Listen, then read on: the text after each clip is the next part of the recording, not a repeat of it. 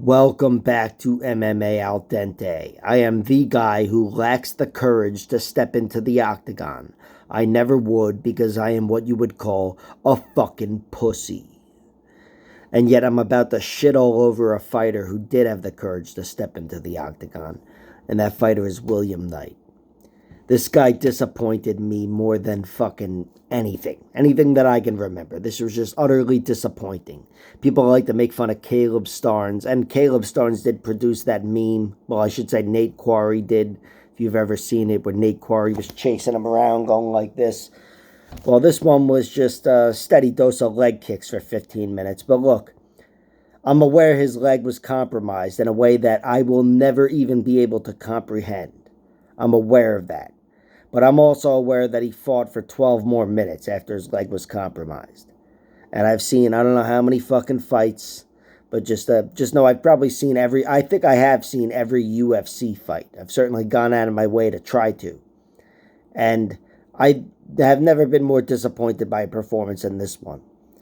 Even if it produced a round 3 knockout, it would have just been a shit stain in MMA history.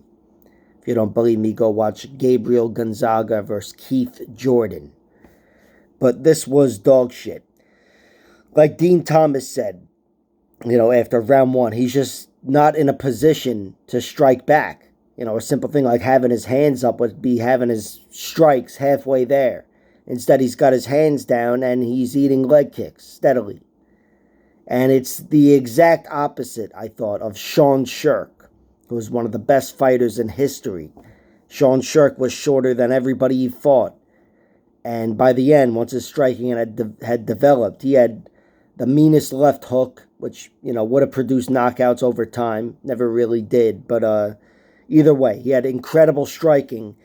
And he was somebody who had his hands up. That was his trademark. He was cocked and ready.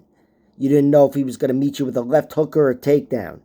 And he was so fucking short, but he made you guess. And he was so sharp with his striking and so technical. And William Knight just went the opposite route. He was so relaxed and so loose. And so you're about to find out. And instead he found out. Just the leg kicks. That was the story of the fight. It was a story in round 1. It was a story in round 3. It never ended. It was just leg kicks. And he was tough enough to survive, but not gritty enough to make anything happen. Toughness doesn't equate to grittiness, and this is the perfect example of that. It's like, just Vitor Belfort's loss to Sakuraba or whatever. I know I'm throwing out all these old fight references, but, you have to show grit by trying to win. Even in a losing effort, try to win. He didn't try to make anything happen.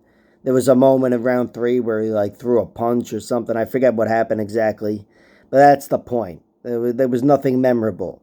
It was just leg kicks in this fight. And credit to Prochnio. Why not look like fucking Ernesto Hoost when you can?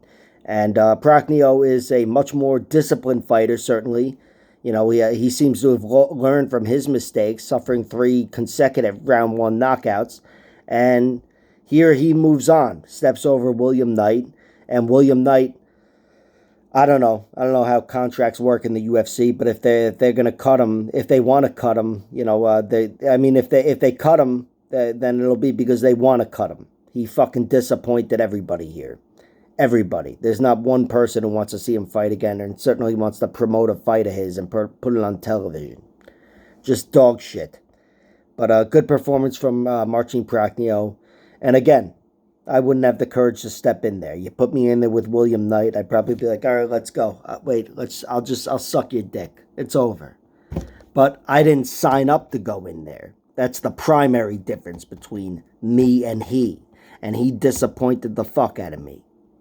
Like, share, subscribe, all that horseshit. Check out my other videos.